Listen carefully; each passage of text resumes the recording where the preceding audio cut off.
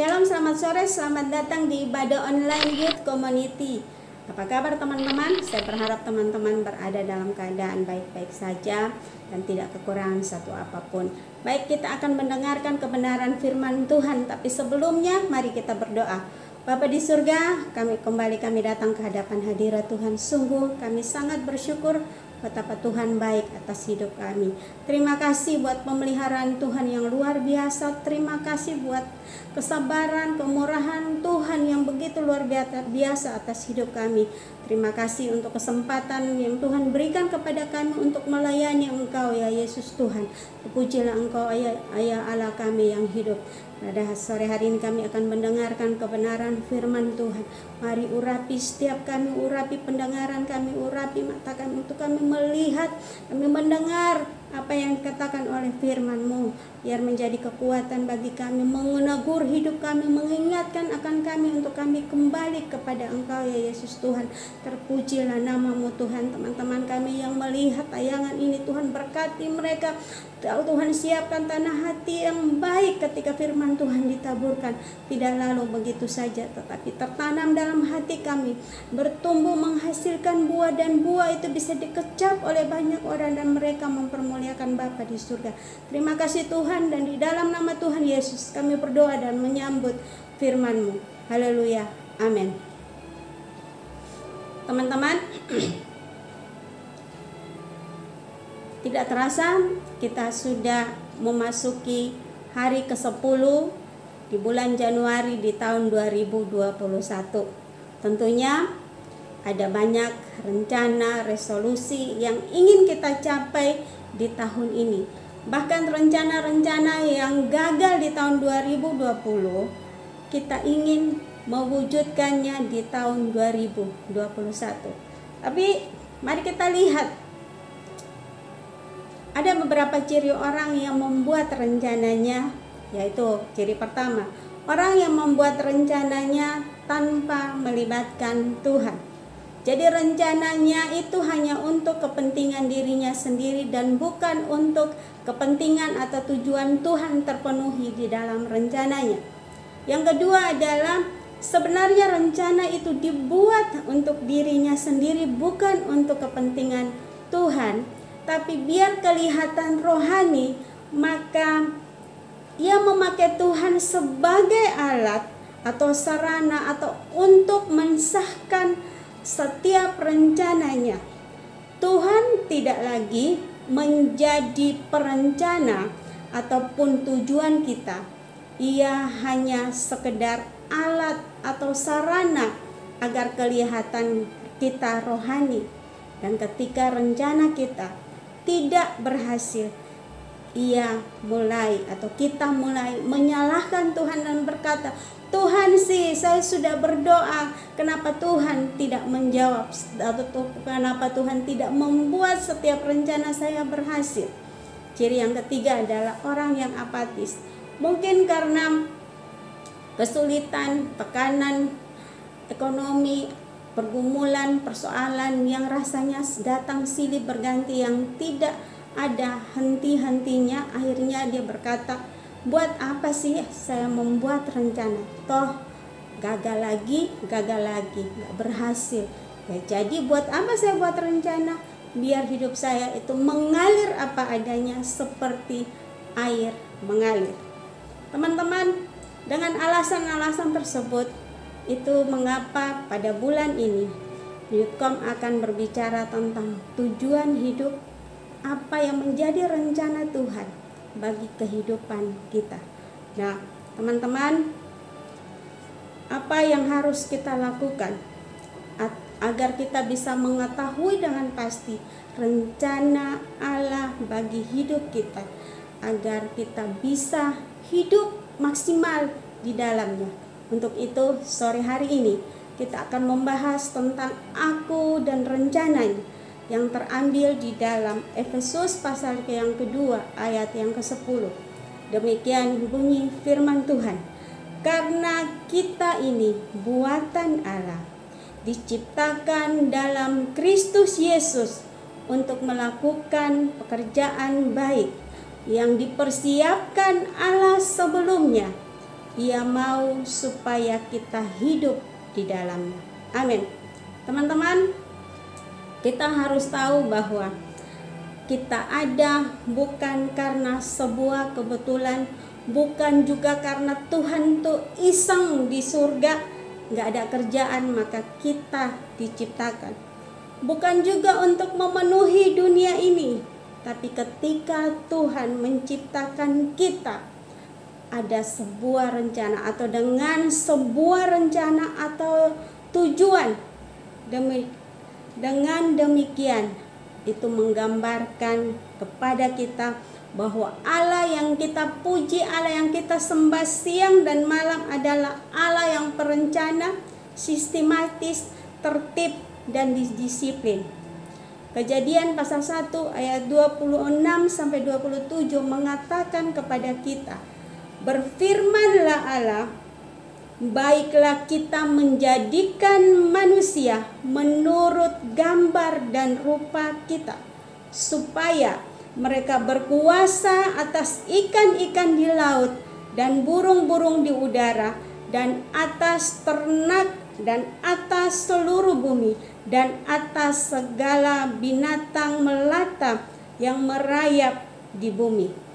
Maka Allah menciptakan manusia itu menurut gambarnya, menurut gambar Allah. Diciptakannya dia laki-laki dan perempuan diciptakannya mereka. Teman-teman, ketika Allah menciptakan Adam dan Hawa atau manusia pertama, Allah menciptakan mereka dan kita serupa dan segambar dengan Allah, dengan tujuan agar apa? Agar manusia atau agar kita bisa mewakili Allah atau menjadi duta besar Allah di dunia ini, merepresentasikan Allah kepada dunia. Kemudian berkuasa dan memelihara seluruh ciptaan yang Allah ciptakan di alam semesta ini, di dunia ini. Kemudian untuk menyenangkan Allah atau bagi kesenangan Allah, dan agar Allah dapat bersekutu dengan kita. Tapi tujuan itu rusak ketika manusia jatuh ke dalam dosa, sehingga dosa menjadi penghalang bagi manusia untuk tidak bisa melihat dengan jelas apa rencana Allah bagi diri manusia, yang Allah rencana yang Allah taruh dalam diri kita.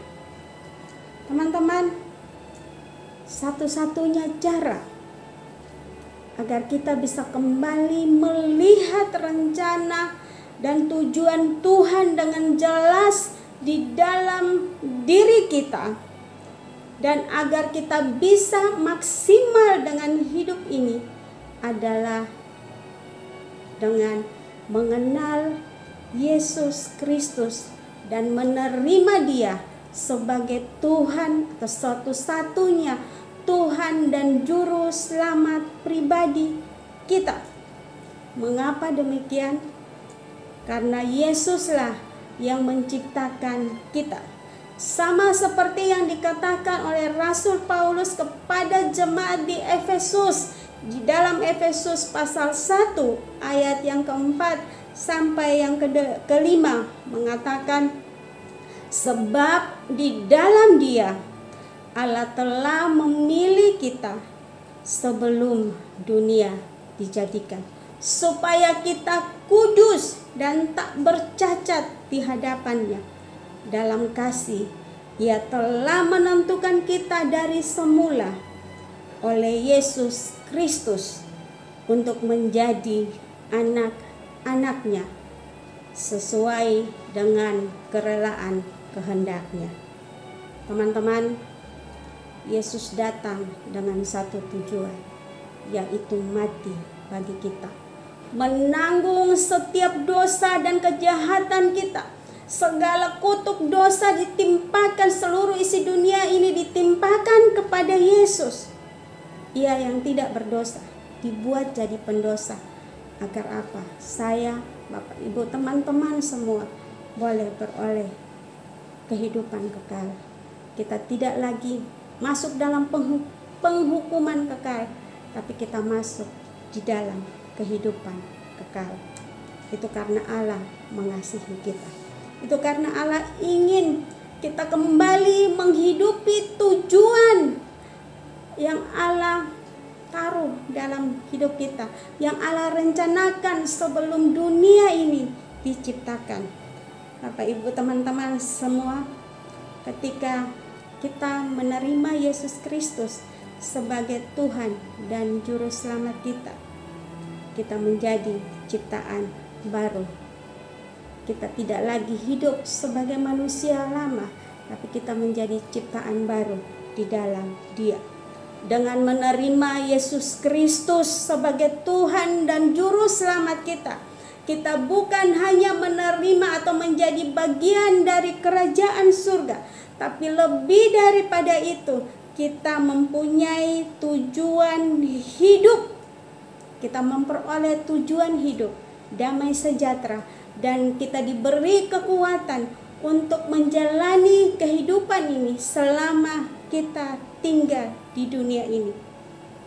Hidupmu dan hidup saya akan berbuah maksimal jika kita terhubung dengan Sang Pencipta kita. Sama seperti yang sering kita dengar bahwa ranting tidak bisa berbuah jika ia tidak melekat atau dia tidak menempel pada pokok anggur. Ada orang berkata, jika engkau ragu-ragu tentang hidupmu, tentang apa saja, tanyakanlah kepada buku manual. Sama dengan kita, mungkin engkau tidak tahu apa rencana Tuhan yang Tuhan buat atas hidupmu, maka tanyakanlah kepada Sang Pencipta dan bukan pada yang lain. Kalau engkau bertanya kepada Sang Penciptamu, Sang Pencipta saya, Penciptamu dan Pencipta kita semua, pasti kita tidak akan pernah salah. Kemudian untuk apa? Kita diselamatkan untuk apa? Agar apa? Tujuannya adalah untuk melakukan perbuatan baik. Mengapa kita harus berbuat baik? Alasannya adalah satu, karena kita adalah milik Allah, hasil karya milik Allah dan bukan milik sembarangan. Karena itu sudah seharusnya saya, teman-teman sekalian, menghargai hidup kita dengan tidak hidup dengan sembrono, dengan tidak hidup dengan sembarangan. Karena kita bukan produk masalnya Allah. Kita ini diukir dengan tangan Allah. Kita ini spesial, limited edition, edisi terbatas. Tidak ada yang sama dengan diri kita. Nilai diri kita mahal seharga Kristus. Karena itu mari kita sadar, mengapa kita harus berbuat baik. Tujuannya adalah karena kita milik Allah. Karena kita milik Allah, maka sudah seharusnya kita melakukan perbuatan baik kepada semua orang. Hal yang kedua, karena kita sudah diselamatkan. Teman-teman sekalian, perbuatan baik kita bukan untuk mendapatkan keselamatan, tapi kita berbuat baik karena kita itu milik Allah dan karena kita sudah diselamatkan. Buah dari keselamatan kita tunjukkan melalui perbuatan baik kita. Keselamatan yang kita peroleh sepenuhnya anugerah Allah. Tidak ada campur tangan kita, tidak ada perbuatan baik kita di dalamnya, semata-mata hanya karena kasih karunia Allah. Efesus pasal 2 ayat yang ke-8 sampai yang ke-9.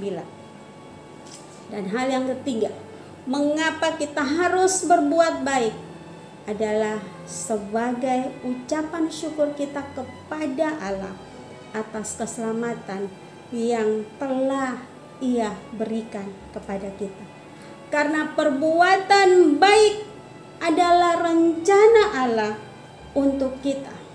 Ternyata Allah sudah memikirkan hal ini jauh sebelum Dia menyediakan segala sesuatunya.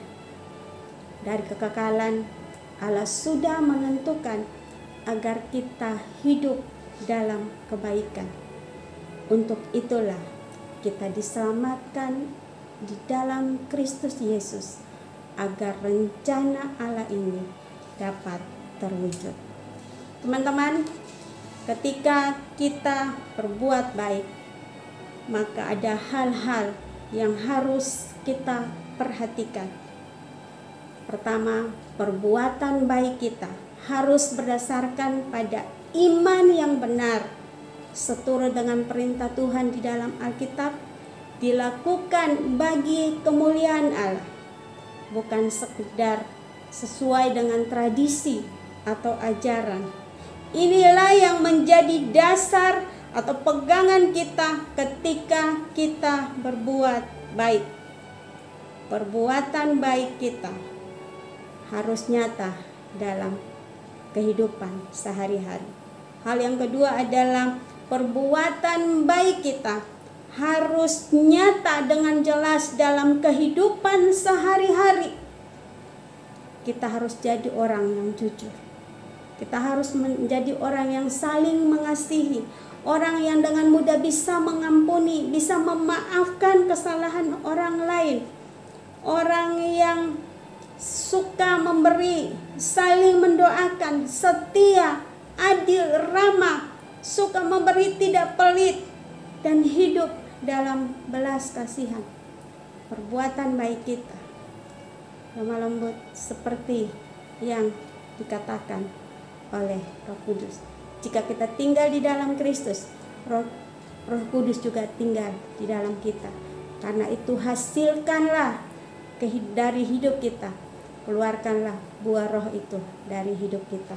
Perbuatan baikmu, perbuatan baik kita, bukan karena untuk diselamatkan, tapi karena kita sudah diselamatkan. Kita berbuat baik karena Allah sudah merencanakannya jauh-jauh atau bahkan dalam kekekalan sebelum dunia ini diciptakan atau dijadikan. Teman-teman, karena itu ingatlah bahwa kita adalah orang-orang milik kepunyaan Allah. Karena itu kita harus hidup dengan tidak sembarangan, tapi terus-menerus menghidupi rencana Tuhan, agar kita, hidup saya, hidup teman-teman semua dapat memuliakan Allah. Dengan apa yang kita lakukan, itu menyenangkan hati Tuhan. Sama seperti yang dikatakan oleh Nabi Yesaya. Demikian firman Tuhan. Semua orang yang disebutkan dengan namaku, yang kuciptakan untuk kemuliaanku, yang kubentuk dan yang juga kujadikan. Yesaya 43 ayat yang ke-7. Teman-teman, ingatlah bahwa kita ada di dunia ini bukan sebuah kebetulan, tapi ada rencana Tuhan yang ada dalam hidup kita. Ada rencana Tuhan yang Tuhan taruh dalam hidup kita. Ingatlah, ketika kita membuat sebuah rencana, kita bertanya kepada Tuhan, apa yang mau